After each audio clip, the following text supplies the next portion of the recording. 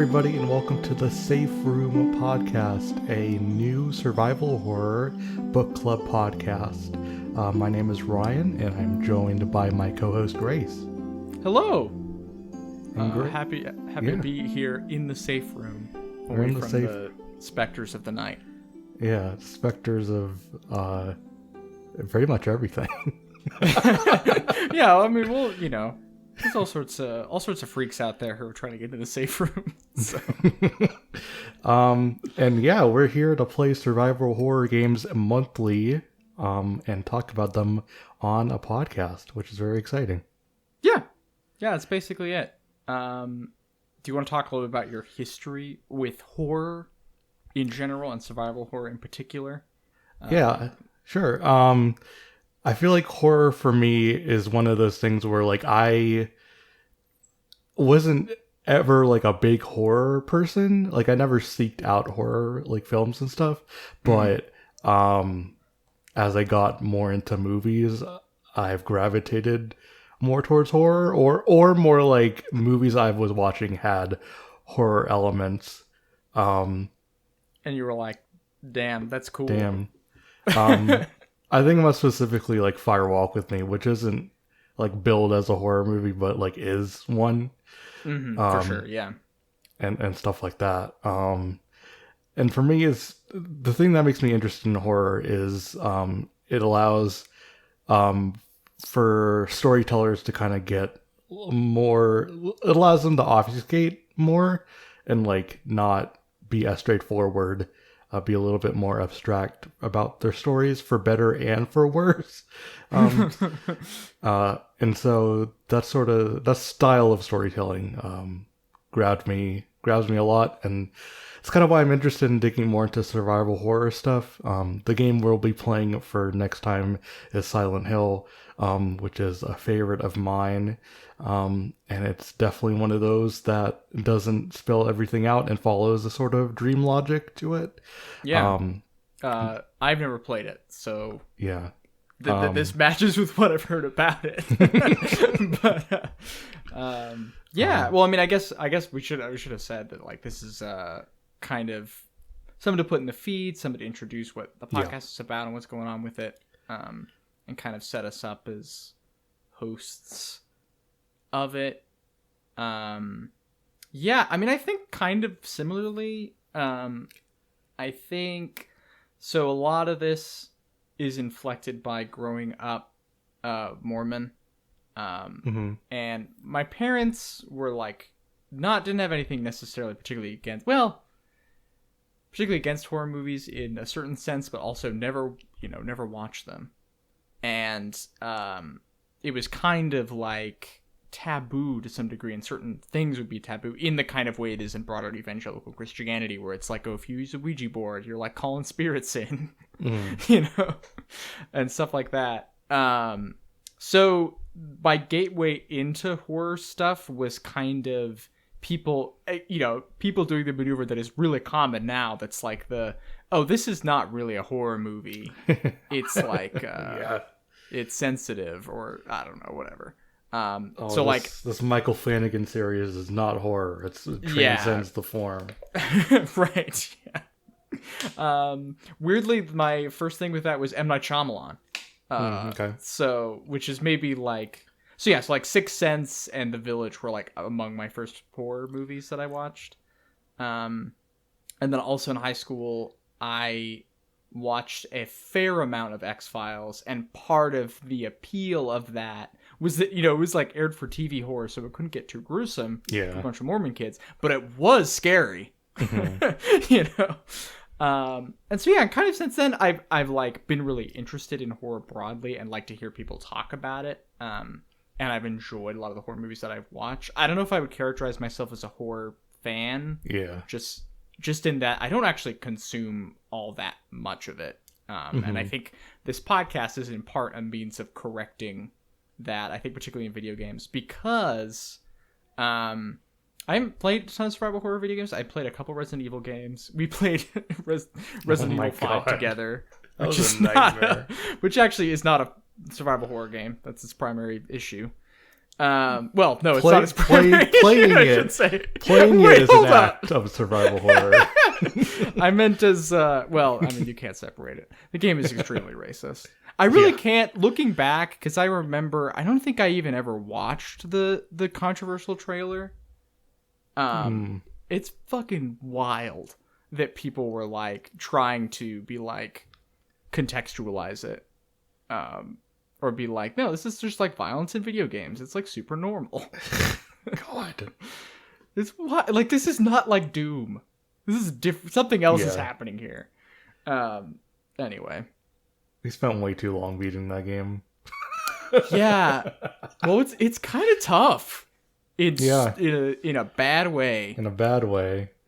Not in like the Elden Ring, like I beat a thing way. Yeah. But more like we were trying to do a QTE for like 10 times. Yeah. Anyway, so and I've also played Resident Evil 1. And the thing is, I just think I love fixed camera angles. Did you so play much. the remake or did you play the PS1? I played remake. Yeah. And yeah, so I just think that's an incredible looking game. That's maybe, Yeah. one of the best looking video games ever. Yeah. And I think that's sort of the thing, is that kind of stuff really lends to kind of what you were talking about, like ambiguity and like pacing. Yeah. in a like kind of a specific way that's like pretty alien to video games.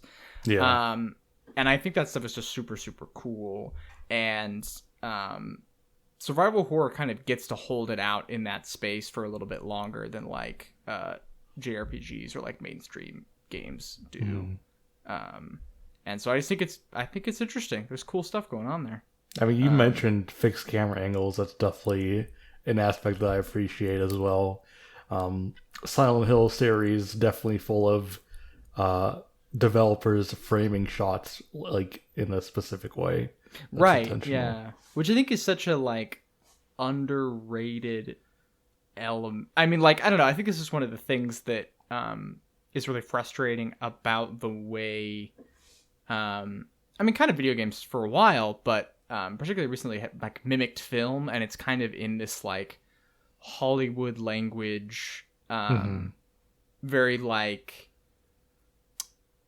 there's no interruption with the viewer's experience. And the idea is like you're supposed to keep them enraptured and like immersed. That's part of the language, right? Immersion, and like, keep them attention and not like break that stuff. And I think horror often, particularly because it operates in a dreamlike logic, but also because it's supposed to be like startling or shocking, kind of works against those sensibilities on a base level, right?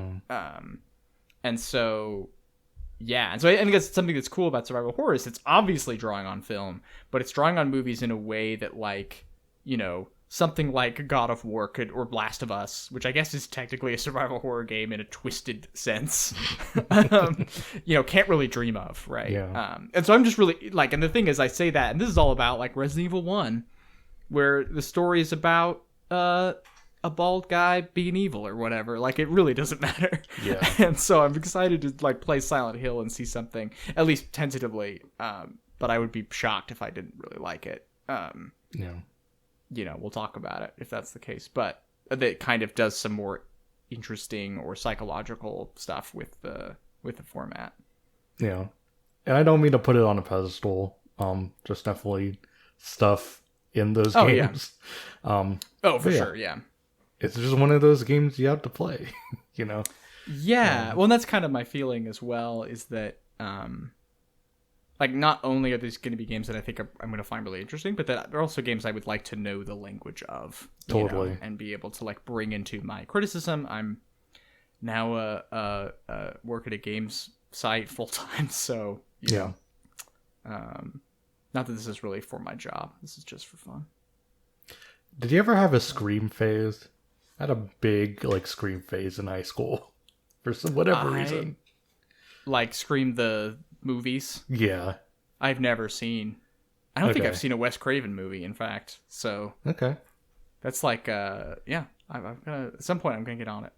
Yeah. But I think that's the only horror series that, like, I was, like, I would watch all of them for whatever reason. Yeah. I think I just had friends that were super into Scream. Yeah. I'm trying to think. I remember there's this horror movie, The Orphanage, that my friends. I liked that movie, Mhm. and I liked Del Toro stuff. I guess like Pan's Labyrinth is not exactly a horror movie, but basically is, I guess. Like it's fairy tale-y and stuff, but and that was like a favorite movie in high school. So, Have you seen? but that was. Oh, go ahead. Sorry, Have you seen Us? I have not seen Us. I've seen Get Okay. Out. Gotcha. But- The end of Us is very survival horror game vibes. Yeah. Okay. I should kind watch of it. know. Isn't that like they're in the place with all the rabbits? Mm-hmm. Yeah. Yeah. Okay. I can like see where you're coming from there. Even I haven't seen the movie, but Yeah. yeah, I think that's kind of it. I'm trying to think like if there's anything else based. I guess we'll like. Oh, I was wondering actually. I think we should just put content warnings in the description because neither of us has Michael Lutz's Courage. Or briefly seen Courage before they decided to put it in and also, I think we'd be just conscious about it. There's nothing could be that funny ever again. Yeah. Yeah, we'll do that. Yeah. So yeah, we're gonna play Silent Hill first, and this episode will come out in March, and then so we'll do that for April. Yep. And I think we're kind of gonna play things by ear. We'll obviously like announce what game we're playing, so if you want to play along, you totally can. Yeah. But we'll also explain everything. I think we're trying to do like a mix of like popular stuff and sort of not things that aren't usually covered in Yes. this space. Yeah. So For sure. Yeah, and I think we're also, we might cover like kind of newer-ish indie stuff, but I think we're all generally going to avoid like post 5 Resident Evil yeah. and like Bloober Team things. Like that's or like Outlast, that kind of genre Yeah. or that instantiation of this, I think is something we're not super Oh, and that interested fucking Martha is Dead game. in. Oh yeah. Have you seen anything from that? It's ridiculous. I have not. I know I saw the thing a mutual friend of ours posted on Locked about the main character sister. Yep. If you know, you know. If you know, you know. And I yeah. was like, okay. There's definitely like a genre of like edgy horror that like passes itself off as like one of these games, you know? Yeah. I think to some degree that's like Outlast also. Yeah, for sure. Which I haven't played, right? I played it. It's bad. Yeah, that's what I hear. And like, yeah, it's like I don't remember. I think it because Outlast 2 is all about some cult, right? Yeah. And I think one of the main characters says at one point like "fuck your god" or whatever, Mhm. something like that, and I'm like, this is stupid. And that's the thing is we also don't like, even if we dislike a game, I don't really want to come on here and just be like, this sucks, which we probably would do.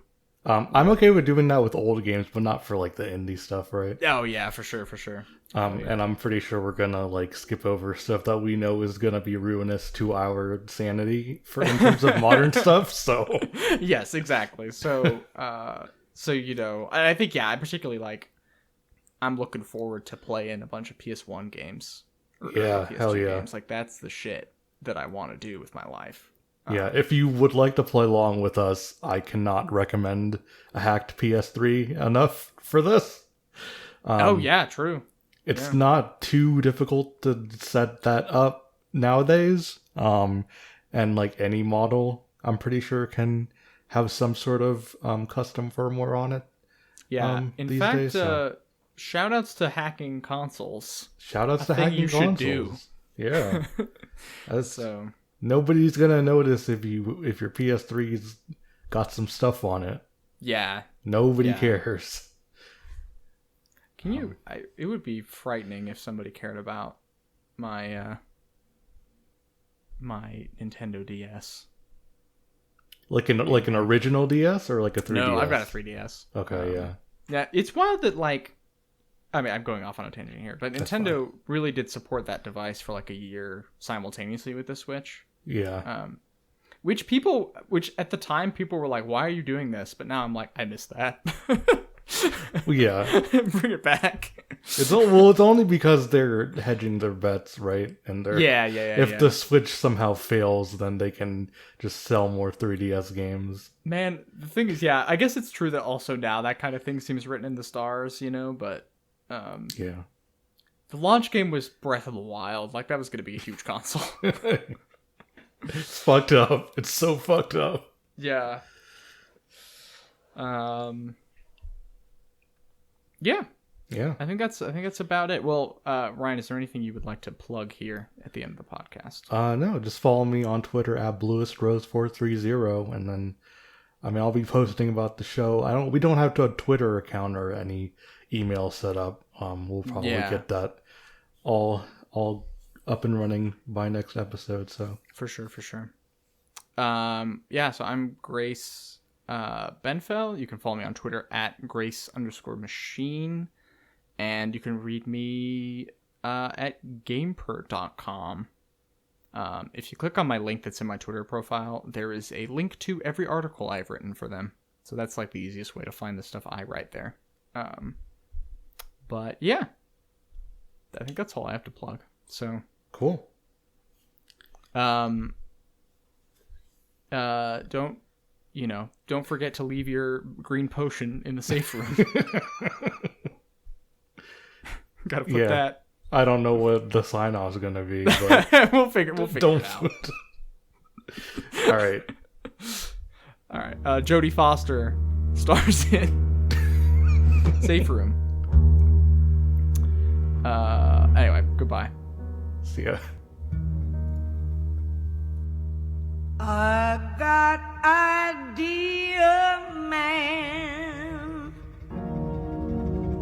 You take me for a walk under the sycamore tree, the dark trees that blow, baby, in the dark trees that blow, and I'll see you, and you'll see me, and I'll see you in the branches that blow in the breeze. I'll see you in the trees. I'll see you in the trees. Under the sycamore tree.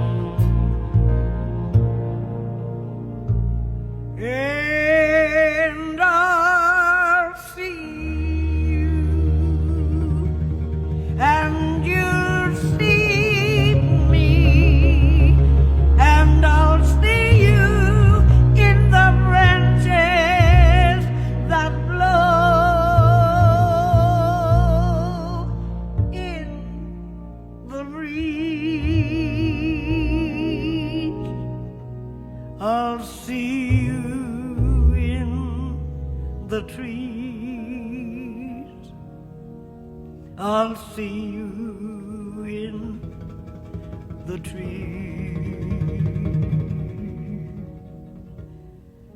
under the sycamore tree.